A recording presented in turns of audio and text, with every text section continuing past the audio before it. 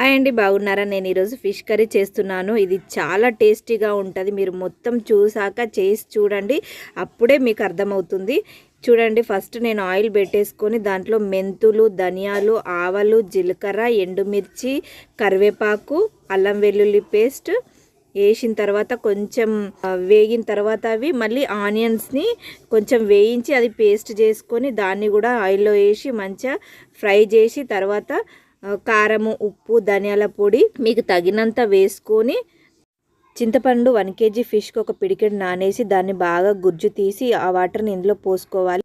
ఇందులో 2 స్పూన్ కుడకప్పుడు కూడా వేసుకొని తర్వాత ఇది కొంచెం చిక్కగా అయిన తర్వాత ఆవాలు, జీలకర్ర, మెంతులు, ధనియాలు వీటిని మంచిగా వేయించి పొడి కట్టుకొని ఒక 2 స్పూన్ దాకా ఇందులో వేసుకోవాలి. మ్యాగ్నేట్ చేసిన ఫిష్ని ఇందులో షిఫ్ట్ చేసేసుకుంటే ఫిష్ తొందరనే ఉడుకుతుంది. 10 minutes మాత్రమే ఉడికించుకొని స్టవ్ ఆఫ్ చేసుకోండి, అయిపోయినది.